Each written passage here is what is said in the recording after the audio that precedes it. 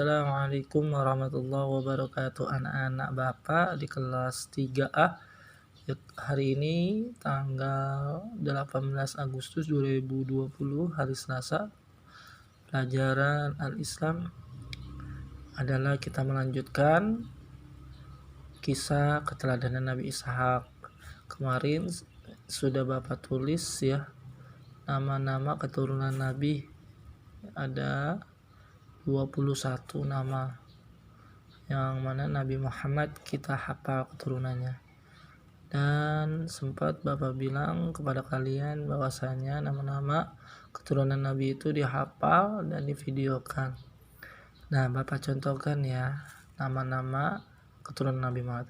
Bismillahirrahmanirrahim. Biar cepat mudah, kita pakai lagu dan bisa kalian contohin. Bapak sengaja bikin materi pembelajaran melalui YouTube supaya nanti kalian bisa mendengarkan, mengulang ya, agar cepat menghafalnya.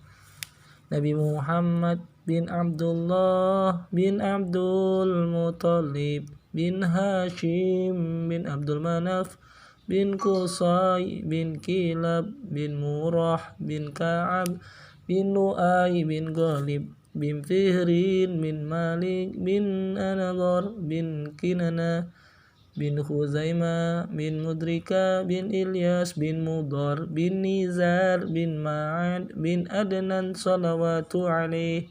La ilaha illallah, la ilaha illallah, la ilaha illallah, Muhammadur Rasulullah. Nah, itu hafalan keturunan Nabi Muhammad dengan lagu. Mudah-mudahan bisa dihafal dengan cepat. Anak-anak, kita kembali lagi. Sekarang adalah halaman 80, yaitu yang B, meneladani perilaku Nabi Ishak ya. Semasa hidupnya Nabi Ishak alaihissalam dikenal sebagai seorang rasul yang berakhlak mulia dan memiliki banyak ilmu. Nabi Ishak alaihissalam sangat taat dan rajin beribadah kepada Allah Subhanahu wa taala. Semasa hidupnya Nabi Ishak alaihissalam tidak kenal lelah untuk mempersaudarakan umat manusia. Tidak pernah putus asa. Ya, Nabi Ishak adalah keturunannya Nabi Ibrahim alaihissalam, dan tugasnya Nabi Ishak sama seperti ayahnya, yaitu mengajak manusia untuk menyembah kepada Allah, mengajak kaumnya untuk berbuat baik ya. Dalam perbuatan ini Nabi Ishak tidak pernah lelah tidak pernah mengeluh ya. Untuk apa? Untuk mengajak kaumnya untuk berbuat baik dan membimbingnya ke jalan yang benar ya. Walaupun Nabi Ishak ini mendapatkan permusuhan dari kaum kafir. Nah, kenapa sih Nabi Ishak dimusuhi oleh kaum kafir? Karena mereka itu ajarannya Nabi Ishak bertolak belakang dengan ajarannya nenek moyang. Makanya banyak memusuhi Nabi Ishak alaihissalam. Selanjutnya adalah saat dewasa Nabi Ishak itu menikah dengan wanita yang bernama Ribkah ya. Ribkah ini beberapa tahun menikah. Nabi Ishak tidak memiliki anak, sama kayak dengan ayahnya Nabi Ibrahim. Nabi Ibrahim juga sangat lama tidak memiliki anak, dan Nabi Ishak sama tidak memiliki anak ya. Nah, Nabi Ishak tetap sabar dan terus berdoa berdoanya kepada Allah dengan sabar. Lalu Nabi Ishak alaihissalam dikabulkan doanya dan akhirnya memiliki sekaligus anaknya menjadi kembar. Nah, orang sabar itu mendapatkan hasil yang manis, seperti halnya kita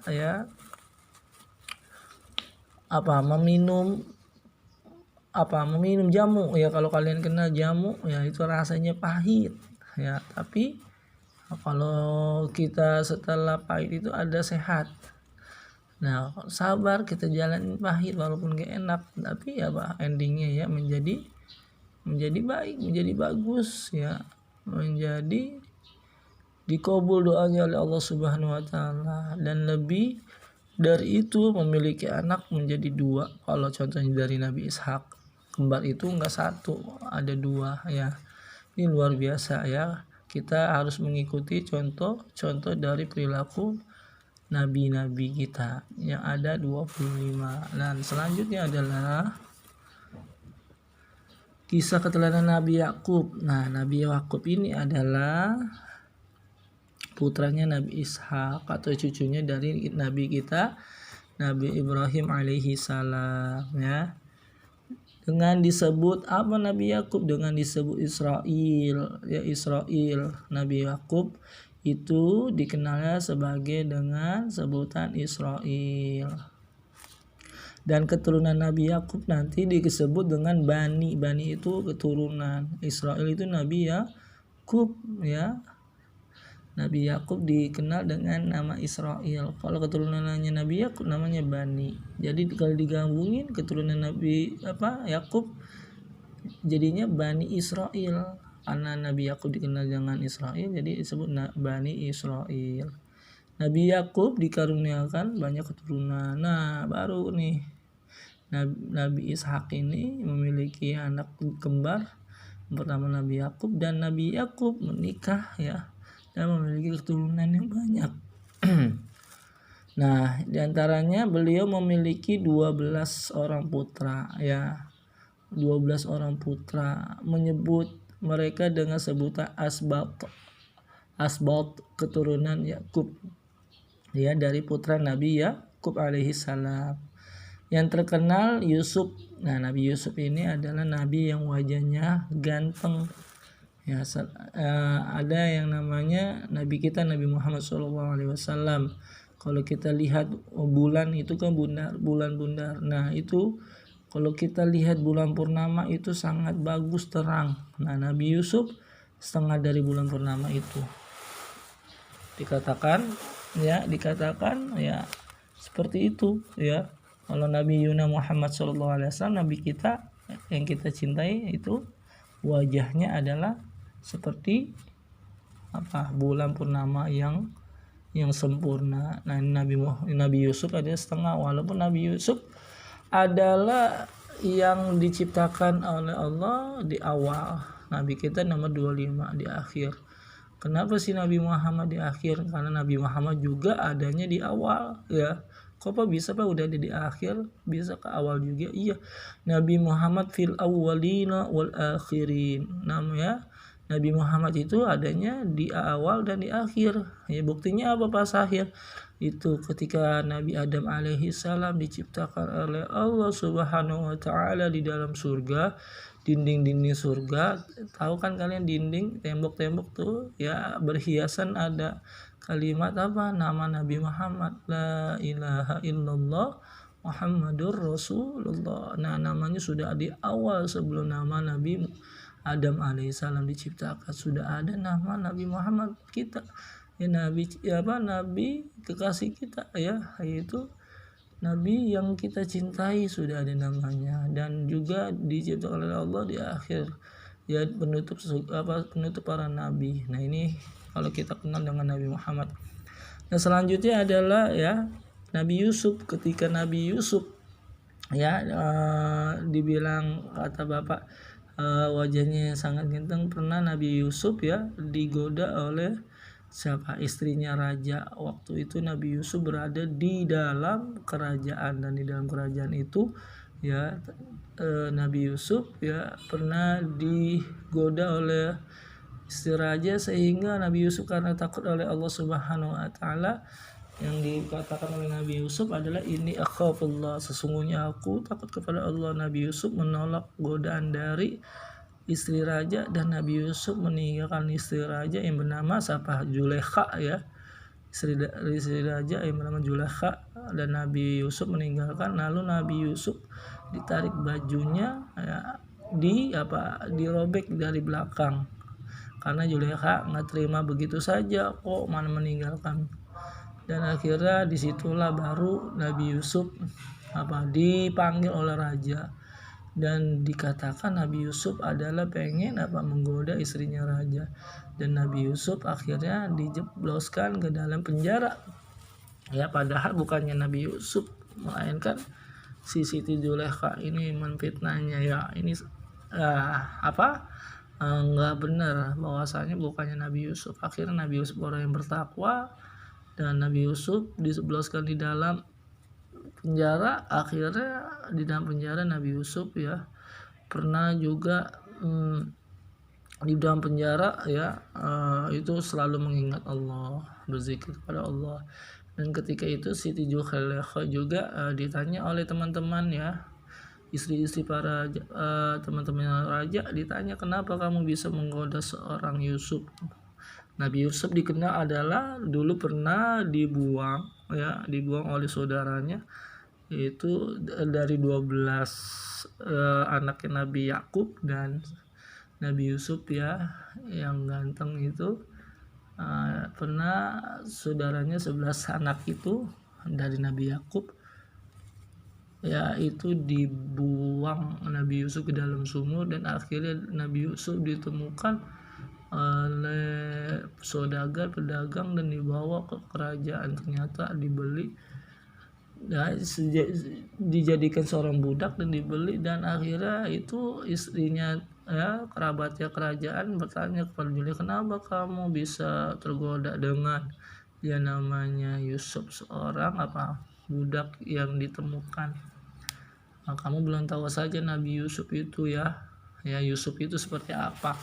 Akhirnya diundanglah ya para teman-temannya, istri-istri yang kerabat raja itu diundang untuk datang ke kerajaannya, dan di situ istri-istri kerabat raja itu datang dan mereka duduk ya di tempat meja makan, dan Siti Zulaikha menyediakan di atas meja makannya ada buah apel dan pisau dideretkan. Ya, mereka duduk bareng, dan setelah itu dipersilakan oleh Siti Zulaikha. Dan ketika lagi mengupas apel atau mengiris apel, itu Nabi Yusuf dipanggil oleh Siti Zulaikha, dipanggil, wahai Yusuf, keluarlah kamu. Dan disitulah Yusuf jalan di depan para istri-istri kerabat kerajaan, dan di situ mereka yang lagi mengiris-ngiris apel ternyata mereka tidak sadar kena tangan mereka, jari-jari mereka mengiris apelnya sampai kena tangan mereka, jari mereka, sehingga itu yang namanya bisa melukai jari-jari mereka, dan berdarah pun mereka masih fokus, nggak terasa sakit. Karena saking gantengnya melihat wajah Nabi Yusuf alaihissalam. Subhanallah, ini baru sekelas Nabi Yusuf ya. Subhanallah, itu yang namanya Nabi Yusuf bisa menaklukkan pandangan wajah-wajah ya, pandangan wajah ini wanita, istri-istri kerabat kerajaan ya, dan akhirnya mereka nggak sadar bahwasannya tangannya terluka. Nah, ini baru Nabi Yusuf. Gimana dengan Nabi kita Nabi Muhammad SAW yang wajahnya ya 1 bulan sempurna, bulan purnama yang sempurna, itu luar biasa ya. Artinya kita bersyukur punya Nabi, sudah baik, ganteng pula ya, akhlaknya mulia.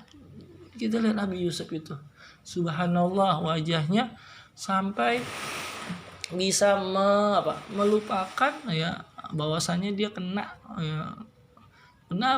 pisau irisan ya, yang terlukai tangannya. Nah, di sini kalau kita melihat wajah Nabi Muhammad nanti ya, itu saat orang ya sakaratul maut itu diumpamakan bagaikan 7.000 ya sabetan pedang. Nah, ini pedang ini lebih tajam dari pisau kecil kan.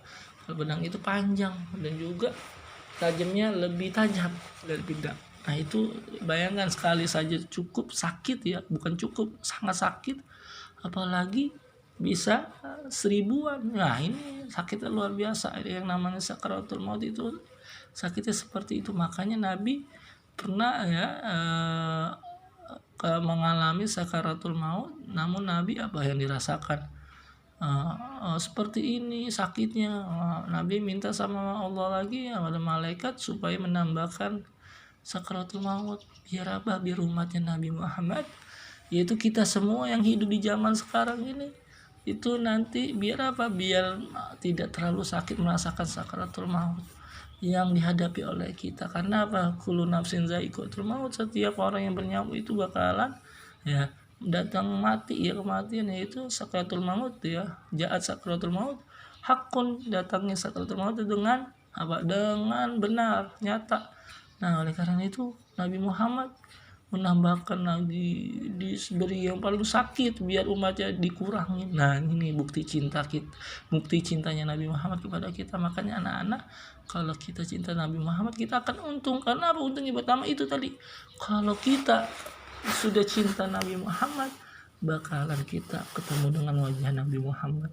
Nah, saat kita nanti berjumpa dengan Nabi Muhammad, ya, saat sakaratul maut, ya itu terasa sakit, yang kata ya dikatakan itu 7.000 sabutan pedang itu kalau Nabi Muhammad datang ketika sakaratul maut, seperti halnya Nabi Yusuf yang dihadirkan oleh Zulaikha kepada istri-istrinya, para kerabat ya kerajaan. Nah, di situ nggak ada terasa sakit ya. Karena apa? Karena melihat wajah Nabi Muhammad. Ya, kalau kita cinta sama Nabi Muhammad, maka kita ikuti jejak-jejak Nabi Muhammad. Dan kalian sungguh beruntung sudah ada di sekolahan yang namanya ada nama Nabi Muhammad, Muhammadiyah, artinya ada nama kata Nabi Muhammad, dan nama Muhammad itu adalah orang yang terpuji ya, seperti itu. Nah, ini sampai sini saja ya, karena nanti kalian bisa diringkas dari pembicaraan atau penjelasan Bapak ini di buku tulis, dan hasil ringkasannya kalau bisa ringkas itu apa yang kalian dengar dicatat. Nah, nanti bisa dicatat. Kalau sudah catat, kasih tahu ke Bapak, aku sudah menyimak apa yang dijelaskan oleh Bapak guru ya, seperti itu. Mungkin ini saja dari Bapak, kurang lebihnya mohon maaf ya. Mudah-mudahan bisa